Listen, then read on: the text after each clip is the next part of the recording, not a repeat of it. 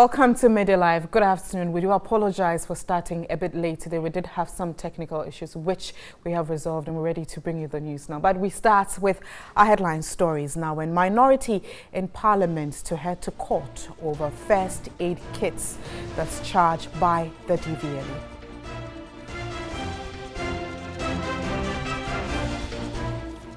Former Trade Minister Spio Gabra unveils there's a forward agenda to lead NDC's 2020 presidential bid.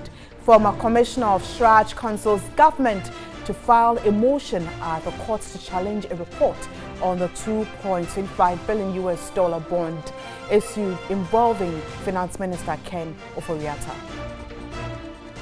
And in business, the Tema Oil Refinery begins refining 1 million barrels of crude oil 11 months after shutdown.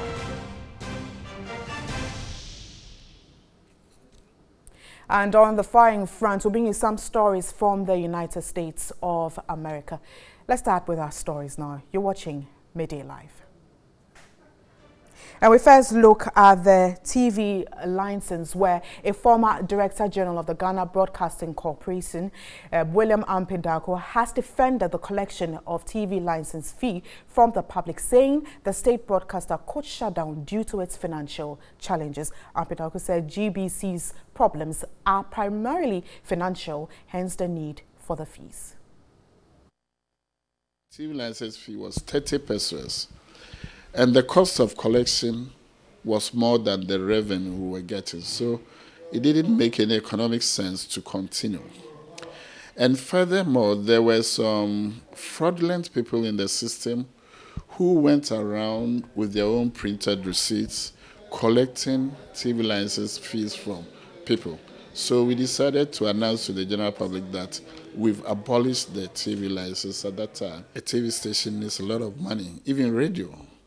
And that has made it very difficult for them to even cover events which are of public interest and transmit them in a timely manner. It's a matter of resources. When I talk of resources, basically I'm looking at money for GBC to buy what they need to perform well. So we're still staying on this story a lot more longer, and the pro-NPP pressure group Alliance for Accountable Governance, AFAG, has described as needless the decision by the Chief Justice Sofia Ekufu to set up special courts to prosecute persons who refuse to pay mandatory television license fees. According to the group, it was surprising that Ghana had embraced the move to fine or jail persons who default in the payment of the fees, when most countries were gradually moving towards abolishing the fees. In a release, AFAG said Ghanaians will not be bullied into paying this fee, adding that AFAG will resist any attempt to surcharge smartphone users with the television license fee. And this afternoon, joining me is Davis Opoku-Ansah. He is the Director of Operations for AFAG. Good afternoon. Good afternoon, and thanks for your time. Thank you very much. Now, there's two things we could read from your press release, and let's start with the latter, which has to do with the smartphones. Now, processes have gone on already. They're going to set up courts, especially focusing on television license fee. Now, what exactly is your concern? Well, let me say a very good afternoon to our viewers. Our major concern has to do with the effectiveness of implementing this very law. As you are aware, I mean, this is a 1966 law, and it was established when we only had one television station running, I mean, GBC or GTV for running. Today, we have several media houses operating in our country. And for us, we think that a commercially run station like GBC or GTV should be able to generate funds on its own instead of relying on TV license at the detriment of other stations. Secondly, we believe that technology is of age. I have a television set in my house. I have a whole TV set where it's focused on internet. I mean, that is where I sometimes check, view my Netflix and all of that. So I have nothing to do with local stations. And so if you come to my house and you say, for the fact that I have a television set, you are going to charge me, I think that you are being unfair. What we are saying is that the world has moved on.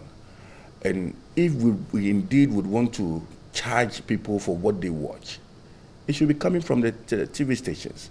Today, TV3 is operating without TV license, and they are doing very well. Other stations are doing same. If GTV or GBC is not functioning well, I think it has to do more with management, and there's a need for government to sit with the current system and re-engineer this whole television, state television thing. Because now, this is a case where we just aired a story, and a former Director General of that very institution mentioned that when he was in charge, had to put it on hold because the amount was very small. 30 pesos he mentioned, and by then they had tried to push Parliament for a review to push the money upwards, which didn't happen. But in this case, he believes that it is still legitimate for them to charge because of where they find themselves now. Now, look at that instance where a former Director General who put this on hold is now saying that, I think that they should continue with it. What do you make of that? I think it needs to be very truthful. Although he did mention that, yes, there were challenges that need to be addressed. Well, if he appreciates that there are challenges, the challenges at GBC is not monetary. It's not monetary. Government gives them subvention. I mean, we've been paying TV license. I know people who pay TV license annually, people who are committed. But that doesn't represent that whole population that use television sets in their homes. That is why we are saying that the problem of GBC is not monetary. The problem of GBC has to do with management. I mean, giving us proper content so that we can buy into it. I mean, today, it is more like a commercial entity. It is not like the BBC of the United Kingdom where it's a public run, state-owned, it's a state-owned thing that has nothing to do with advertisements or commercial. GBC runs commercials. So where are those monies going into? In any case, you see, people talk of TV license and TV. But if you should check the charts that coming with representation from both media houses and how they perform, that very institution isn't doing that very well as compared to. So it could happen that probably even if you compare TV3's adverts to that of that very institution, it might be very lower than that. Why is it so? It is not because I'm not paying my TV license. It is not because you're not paying your TV license. It is because the content that is provided on that very station is not attractive to the Ghanaian. The world has moved on. If today you are showing me subjects that should were showing some 30 years ago, I will not be interested in as it were tuning into that station to view it. So the issue is not monetary. If it's that the chart comes out and GTV is nowhere to be found, it should tell you that it has more to do with management. And that is why we think that there's a need for a national dialogue. There's a need for a debate on this thing. I mean, for me, I believe that it is time that government looks at a PPP, bringing in a private person to partner government in managing GBC. Now, courts, the process to set up courts has already started. Yes. And what do you make of the position? I think that for that? Well, the Chief Justice is doing her job. I mean, she's in charge. She's set up a court that is looking after sanitation. She's setting up the court that looks after SNIT and all of that. So if the Chief Justice sets up court to implement, to ensure that a particular law is abided, I think that she's doing her job. But as a nation, we must come to the realization that we have moved on. That law is obsolete. That law is not functioning. And for me, I think that this is a time that Parliament must sit up. I've heard members of Parliament speaking against it, saying that they won't allow it. But last 2 years ago, members of Parliament approved some increment in the sector. So we want to see members of Parliament proposing bills. I mean, as a member of Parliament, repeal of that law? Yes, then that's what we are doing. We want to see a repeal of the law. At least it should be amended if they cannot repeal it. Okay. It has to be amended to meet the modern times that we are in. Thank you, David Sopokon. Thank you very much, Director of Operations, AFAG. You're still watching Midday Live to one of our headline stories, and we focus on politics now. Former Trade Minister Elkos Graba made a fresh push to lead the opposition National Democratic Congress (NDC) to recapture power in 2020, and when he unveiled the forward agenda Wednesday evening. The forward agenda is Speaker Graba's grand plan to win the NDC flag bearership and subsequently the presidency race in the next elections.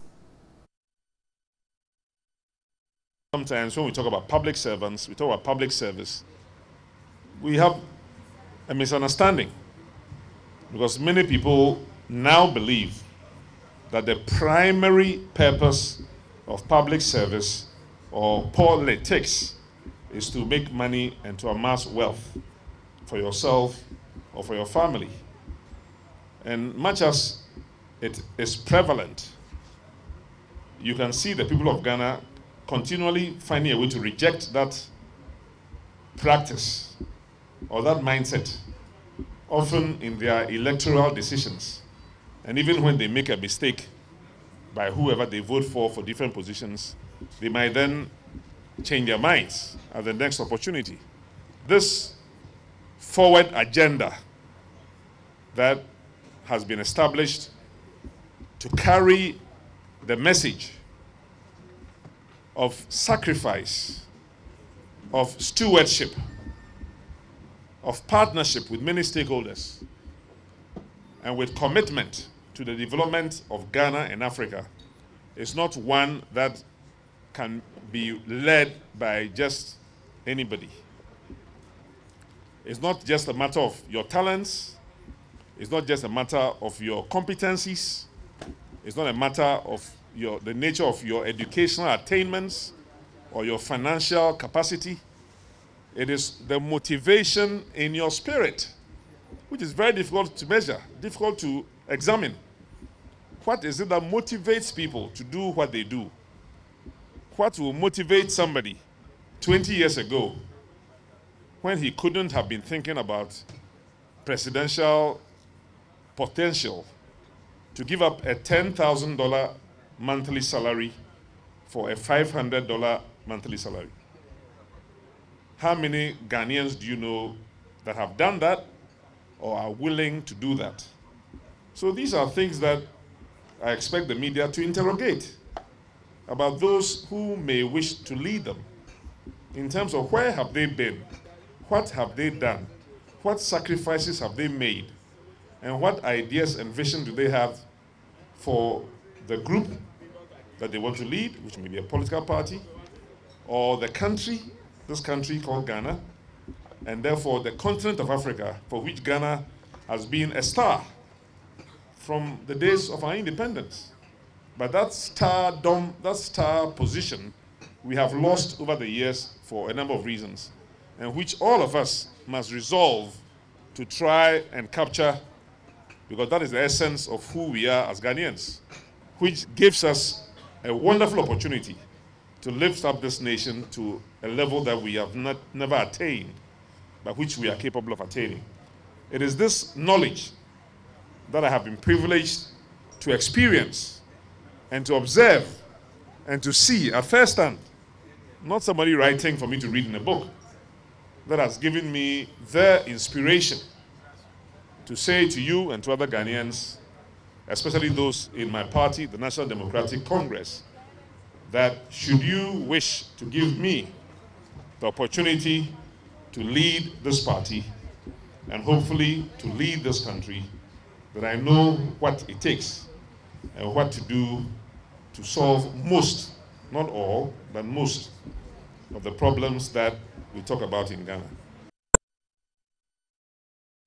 To some more stories here on Midday Live, and the Driver and Vehicle Licensing Authority, DVLA, has defended its decision to charge vehicle owners in the country for the provision of first aid boxes. Some car owners who had gone to register their vehicles at the DVLA's offices in Accra expressed their frustration on Wednesday after they noticed they had been charged 108 cedis for first aid boxes.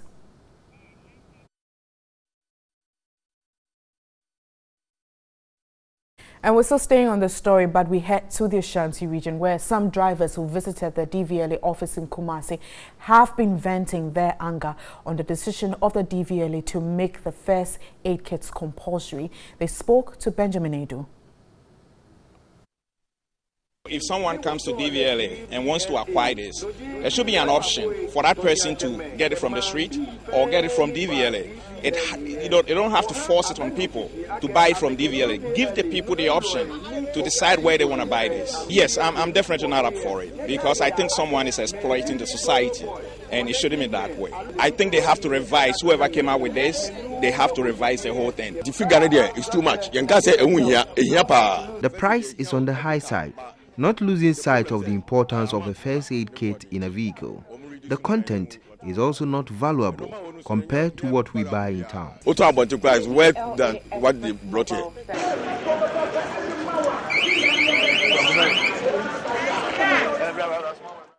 Now let's go over our phone and speak to Kwame Abuja. He is the minority spokesperson on transport. Good afternoon, sir, and thanks for your time. Good afternoon, Wendy, and good afternoon to your viewers. Thank you, sir. Now, first of all, we just heard a story where drivers are complaining about the charge for first aid boxes, which some of them even feel it's not compulsory. What do you make of this? Well, I tend to agree with the drivers. We all agree that having a first aid box in especially commercial vehicles is useful, but we also believe that you need to give somebody on board those vehicles a training as to how to use a first aid before you have access to that, because we know the administration of first aid to a victim is not a matter of just doing something. You must have knowledge in what you are trying to do. But in a particular case of DVLA trying to sell somebody's product to drivers compulsorily at the time of either renewing your roadworthiness or registering a vehicle, we think it's an illegality. In a first place, if you just want them to have it, you can give them specification and ask them to present that at the time of roadworthiness or registering a vehicle. They can acquire that at their own convenience and bring to you whenever you want to do an inspection. Trying to sell this to them at such an exorbitant price as a condition, I think it's wrong. The law doesn't support it. We've been calling for the withdrawal of this particular thing. Indications we are picking suggest that the minister himself was not aware of this draconian decision by some people at DVLA, and is directed that the DVLA, with immediate effect, cease to sell this item to the public. Under this particular condition. I'm urging you to probably maybe cross-check from DVLA whether they are still selling it to them under the same condition, or they have stopped what we are all calling for. Now, if I heard you right, in your submission, you mentioned that drivers should be allowed to get this at their convenience. Now, wouldn't this put them in a position where they might even think it's not really necessary at all? Well, I think the whole regime of having a first aid box on a vehicle is another thing altogether. But I am also aware that this is nothing new. Many, how do you call it? Commercial vehicles, especially the established one, do have a kind of first aid kit on board. Maybe somebody has gotten into a little trouble in terms of a headache or something, maybe something like that. But the aim of the driver should be to get to the nearest health facility anyway. So what we are saying is that if it's just a matter of having a first aid kit on board, then you can ask the drivers to come along with what they can afford in terms of the specification you've given them.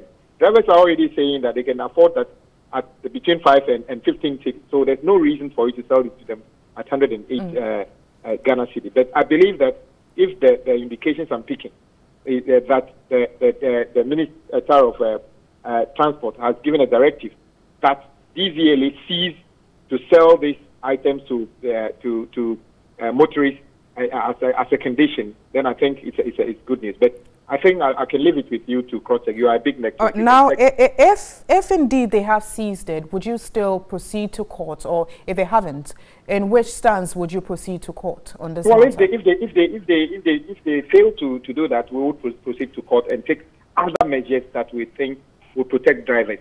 But it is never my intention for us to have confrontation with any government institution. We just want the right thing to be done.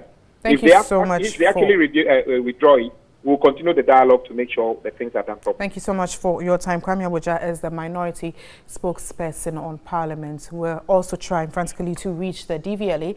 We haven't gotten any response yet. As and when we reach them, we'll talk to them and follow up on this very matter. You're still watching Media Live. Next, let's do What Do You Think?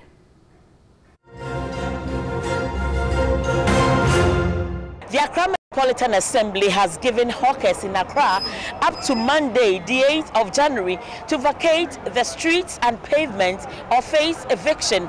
But some of these traders contend they are still waiting for their compensations from government for destroying their shops during the construction of the Circle Interchange 2 years ago. What do you think?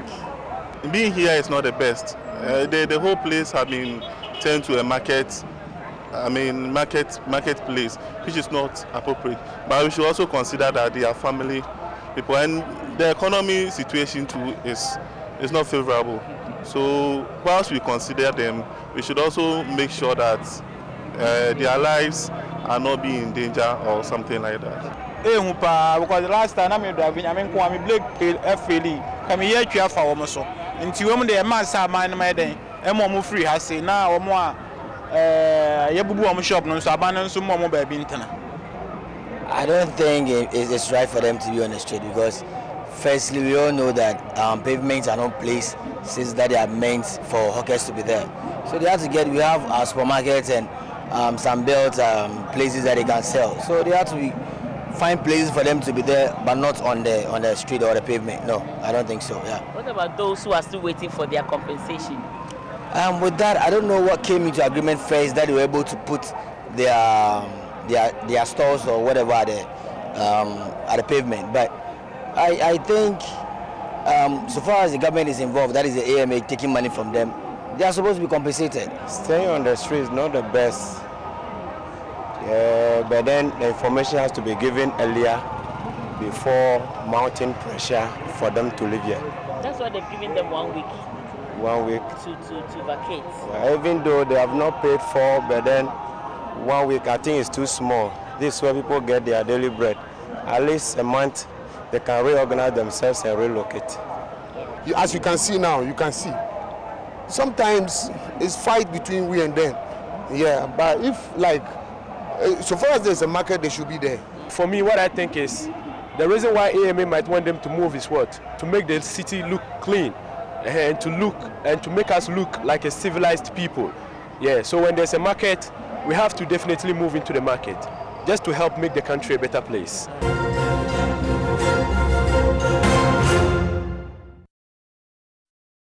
You're still watching Media Live. We have more shortly.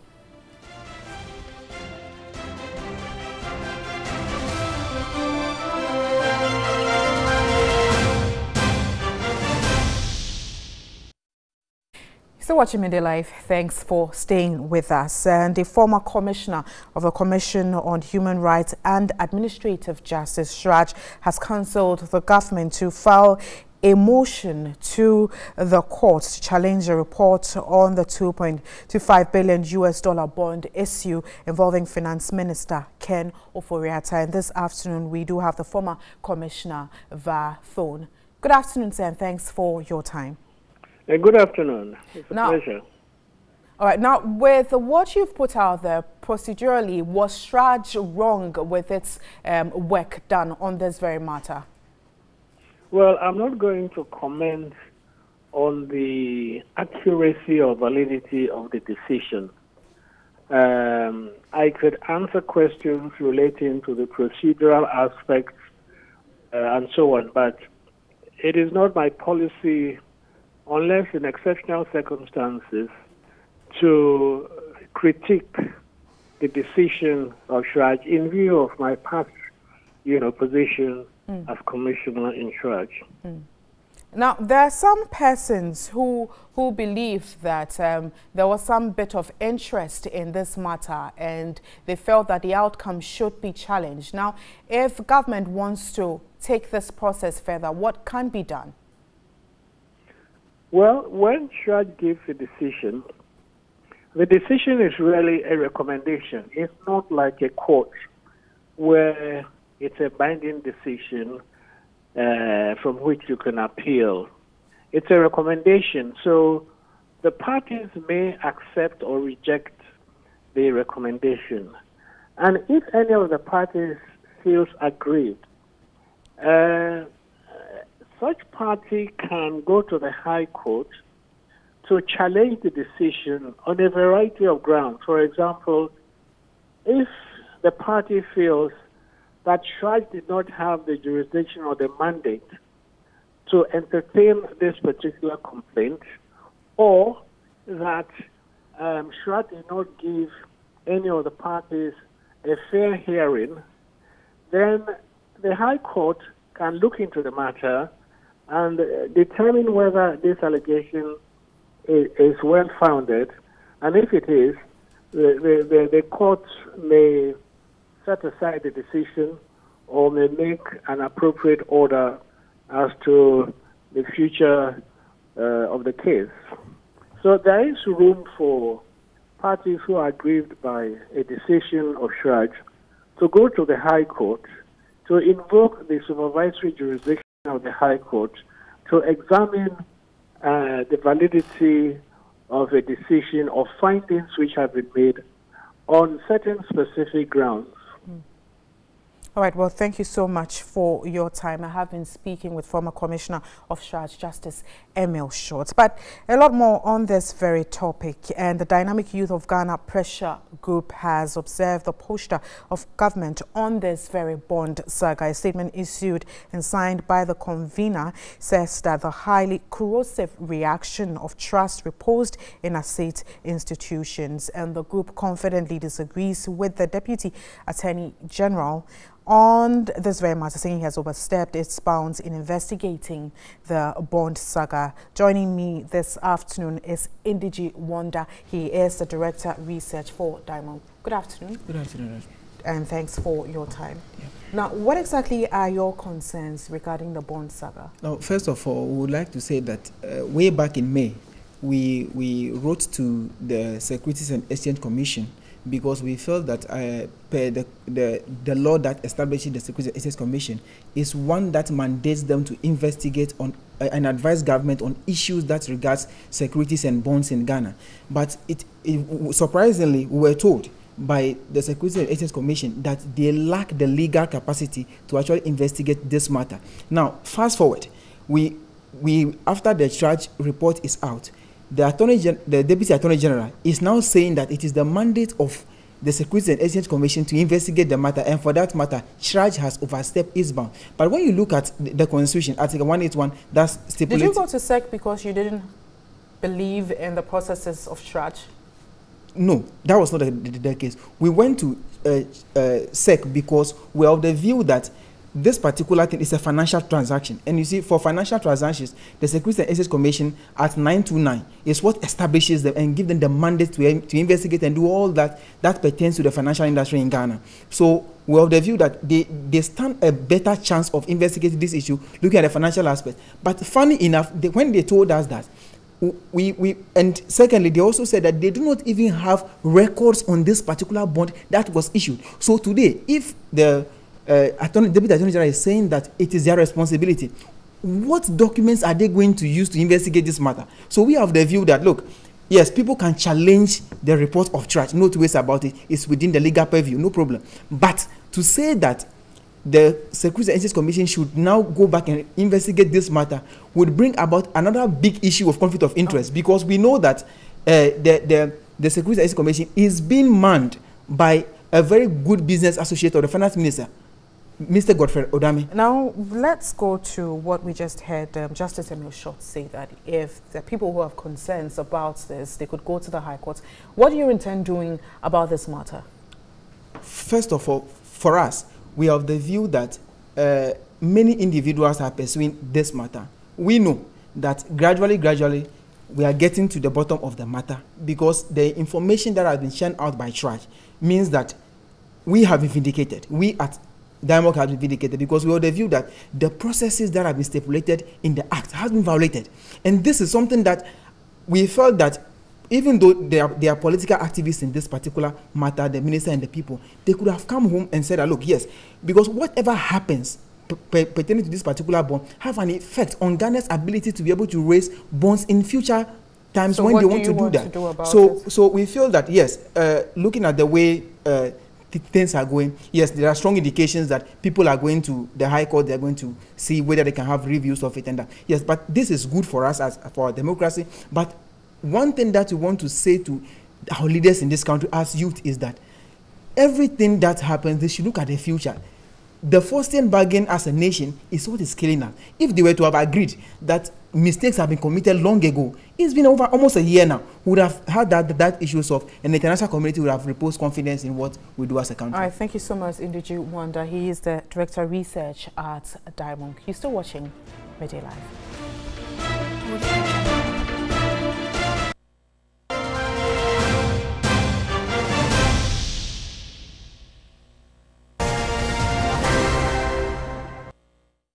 And in business this afternoon, the Tema Oil Refinery has begun refining 1 million barrels of crude oil after 11 months of shutdown of crude distillation units. The refined products are expected to last for some months.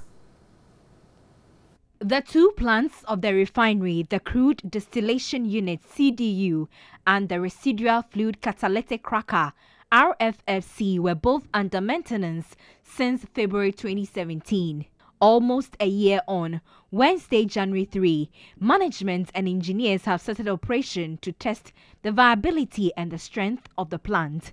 Speaking to TV3 off camera, the public affairs manager of the refinery, Dr. Kingsley Entribuesiako, said the operation, which is expected to last for some time, will use 1 million barrels of crude oil.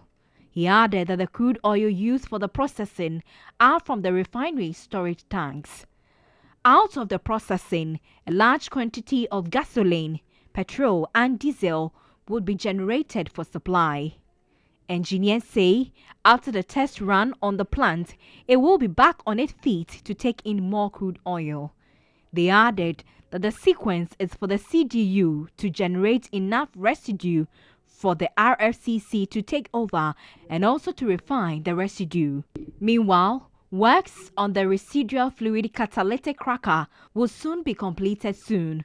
In the midst of the challenges, last year, TOR experienced several closures with the two plants, the CDU and the RFCC. As a result, management had to rely on tolling to generate revenue. However, the public affairs manager says management anticipate that after the test run, the refinery will be able to refine more.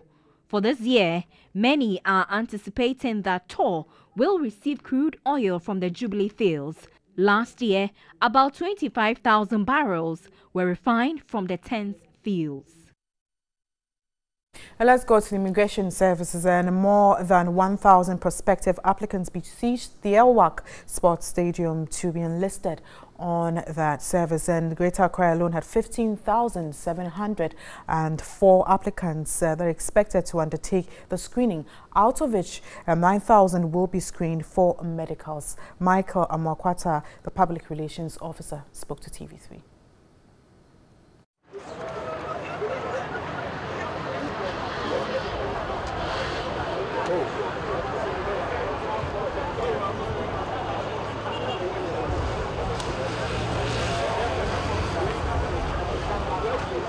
Over 84,000 people buying the vouchers, and out of that we have around 5,000 that came out as qualified from the system.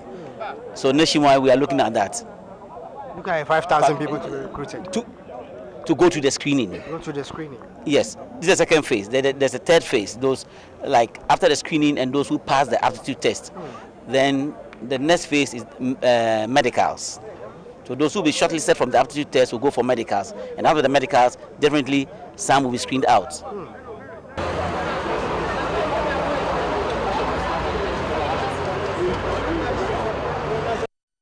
That'll be all for this afternoon. Thank you so much for joining us here on Midday Live. I am Wendy Lai. Enjoy the rest of your afternoon. Enjoy the rest of our programs as well. Thanks for watching.